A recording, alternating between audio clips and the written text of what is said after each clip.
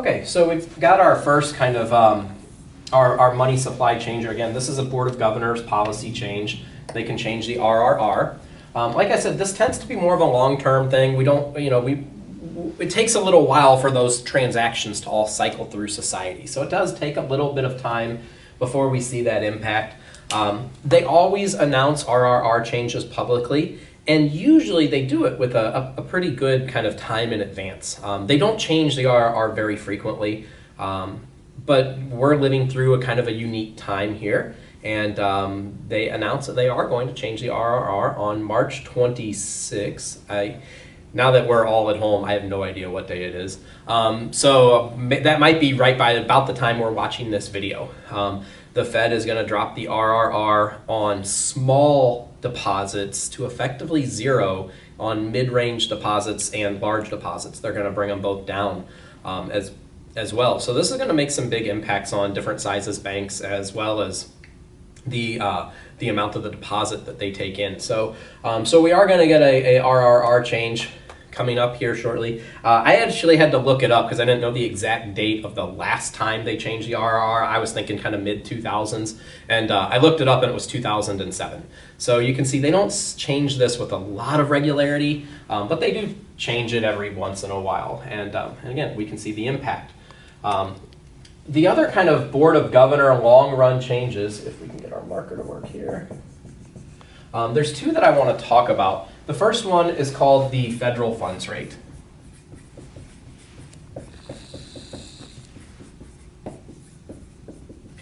We're not super creative in econ with our abbreviations. You will almost always see that as FFR. So the federal funds rate, I truly wish our textbook went into the federal funds rate a lot more, because this is really the thing that you're seeing on the news. Every time you hear any story about the Federal Reserve cutting interest rates and cutting this and cutting that and changing this and moving it, they are talking about the federal funds rate. That is always what they are really referring to. The media doesn't make that connection. The media always just says the interest rate. And we actually see people then a lot of times make a lot of wrong assumptions. Like the assumption is that, if they cut the federal funds rate, that means my mortgage interest rate, is going to go down. And the answer is actually not necessarily. In fact, some of the data actually says a little bit of the opposite at times, but we do eventually, again, as a long run trend, tend to notice that the rates are all going to move together. So if they do cut the federal funds rate, which they have recently, they've really been hardcore pushing money supply out to lower that federal funds rate. The eventual ripple effect is it's probably going to lower the prime rate, which is going to lower the credit card interest rate and the mortgage rates. But they are not actually changing those rates. This is the one that they're really talking about. So now the quick disclaimer, our book doesn't talk about the federal funds rate very much, so we're not going to talk about the federal funds rate very much. Some of you, if you're going on in econ or finance, probably just those two majors, but maybe international business, because it's important in that sense too, might end up taking a class someday called Money and Banking. And in that class, probably like 80% of the time, the interest rate for you will be the federal funds rate. That's what you're going to be talking about and learning about. But our book just kind of gives it a flyby, so that's what we're going to give as well. So first, let me give a quick definition. The federal funds rate is the interest rate that banks are legally allowed to charge each other. The interest rate that banks are legally allowed to charge each other. And so this kind of seems like odd. Why have this? Well, actually, banks take out loans from other banks all the time. It is incredibly common. And living here in Missouri, we have so many great examples of this. I don't know if I mentioned it at all anywhere in the semester, or if you maybe just know it. But kind of the Midwest area, basically, if you put a pin in St. Louis and went 500-mile circle in every direction, it has more little banks than any other area in the country. I grew up in the East Coast. You didn't have all of the little banks everywhere. There's like 3 banking choices. But in this St. Louis, this Missouri area, there are so many small and kind of independent banks. And there's still big banks too, right? Bank of America is an absolutely huge mammoth bank. They still exist. They're still here. Well, what happens if a little bank wants to process a transaction and they don't have the cash on hand, right? They're a small bank. So here in Missouri, we have a great example. The city of St. Louis, as part of their charter, says that they need to, when possible, try to conduct business with local entities. So if we go back a few years, it's actually been several years now, but several years ago, if you recall, the Rams still played football here in St. Louis. And before they left, there were negotiations between the city and the Rams organization about building a new stadium, possibly renovating the stadium that existed. And as the story kind of went on and unfolded, the city of St. Louis actually did come to an agreement to kick in about $500 million towards the project, $500 million.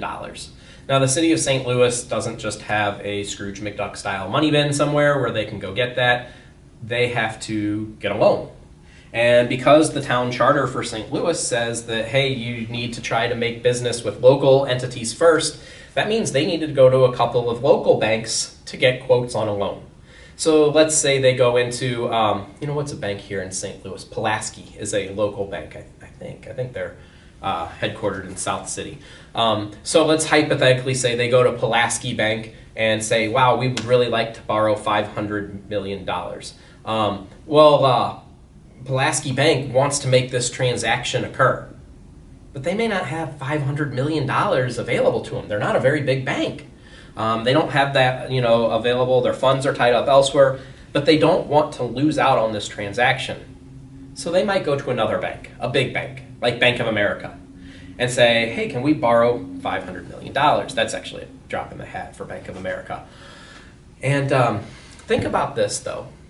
Doesn't Bank of America now have incentive to charge a really high interest rate to the small bank, knowing that they're not going to take that, right? So go to yeah, sure, you could borrow $500 million at how about at a 10% interest rate? And Pulaski Bank will be like, we can't do that. The prime rate, the rate that's advertised, whatever, is 4%. We can only charge the city 4%. Bank of America go, that is too bad. Well, better luck next time. And then they'll go to the city of St. Louis and say, hey, we heard you're looking for $500 million. We'll loan it to you at 3.8%.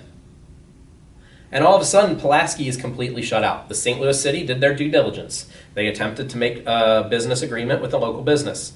Didn't go through.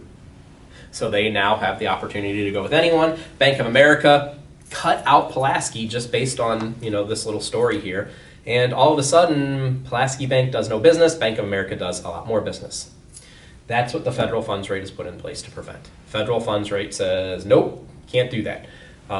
Banks have to charge one set rate that is set by the Federal Reserve. Okay, so now that we know what it is, the story is going to be very similar to the story of the RRR.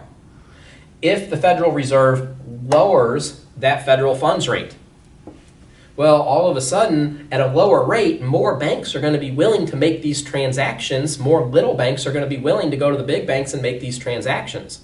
You might say, why would the big banks loan out that money? Well, because big banks have a lot of money.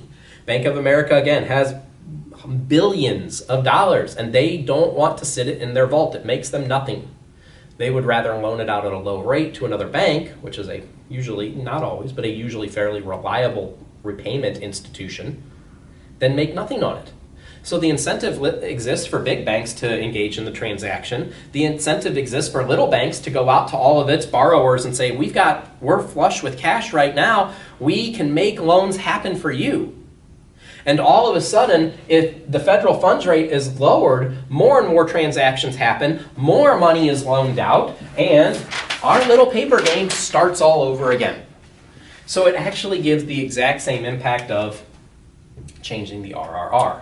So what we notice is if the federal funds rate falls, money supply rises, shifts to the right, just like we saw a moment ago. If the federal funds rate is increased, well, if it goes up, then all of a sudden banks, especially the small banks, don't see loans as lucrative. And some of them will kind of say, well, we can't do it. Now you might say, well, would then projects all just go to Bank of America? Would it really have any impact? We do tend to notice that maybe that still does happen, but not as much. Some companies, some customers, some clients only work with certain banks. That's what they've done business. That's who they do business with. That's how it works. So we actually do find that this does hold true, that if the federal funds rate rises, money supply is going to eventually probably fall a little bit. Okay, so that is our really quick flyby cursory look at the federal funds rate. Like I said, that's actually probably a little embarrassing of a look at the federal funds rate, but it's really all that we kind of get into in 3120. Again, the money and banking class really delves into this so much better and really actually gives you a lot better information behind what it is, other than my just like little minor one story, one impact of it. Finally, our last one that we want to talk about here as a long run policy is the discount rate.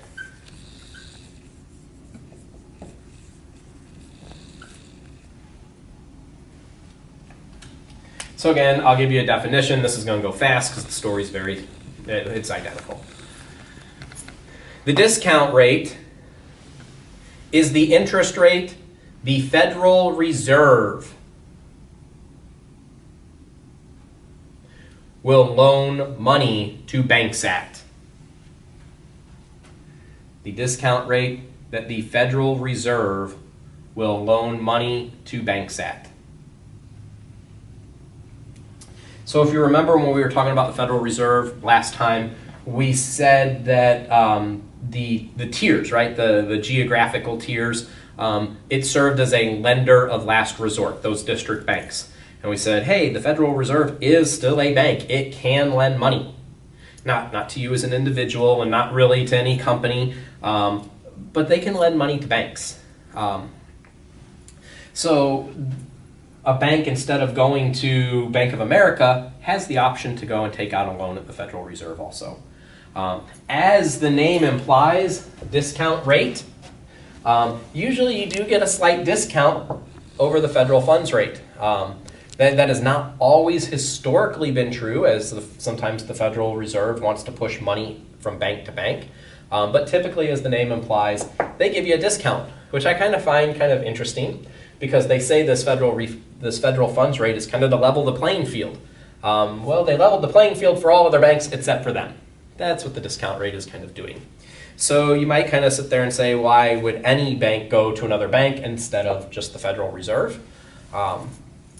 That's a great question, and in the past, there were a lot better answers maybe than today because of the electronic transactions.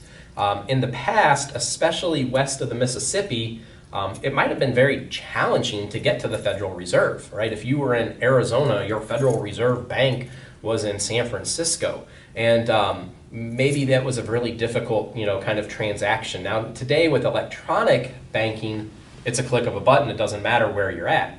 So maybe that's kind of disappeared a little bit. Some of it also comes down to the fact that certain banks have relationships with each other that they want to maintain. It also might have to do with that, certain banks might have more risk allowable lending practices than the Federal Reserve. The Federal Reserve is still a bank. They're going to run a credit score on any loan, and they may deny a loan to a bank based on their credit score, or the fact that they may not feel that they can get those payoffs quick enough. They also may deny it if they don't feel that it's going to be entirely profitable. If it's a relatively small loan, the Federal Reserve may not want to take that on. Instead, utilizing their money for bigger loans, which might have a higher or at least a longer return rate. So there could be reasons why they don't go to the Federal Reserve. Okay, after that, kind of again, the story is pretty much the same. If the Federal Reserve lowers the discount rate, the R down, sorry. Discount rate goes down, what's going to happen? Well, more loans are going to go out, banks are going to have more money, that transaction's going to start, paper's going around the room, yep, money supply. There we go. Money supply increases. So just like what we see with any of these rates by the Board of Governors, that the Board of Governors sets, any of them drop, money supply goes up. Reverse is true. If they raise the discount rate, eventually, again, long run policy, we expect there to be a little bit less in terms of loans, which means less in terms of transactions, and then probably less in terms of that money supply. So money supply would fall. So again, you'll notice that in any of these rates, if any of the rates increase, money supply goes down. Why don't we stop there, because the next video might take a little longer.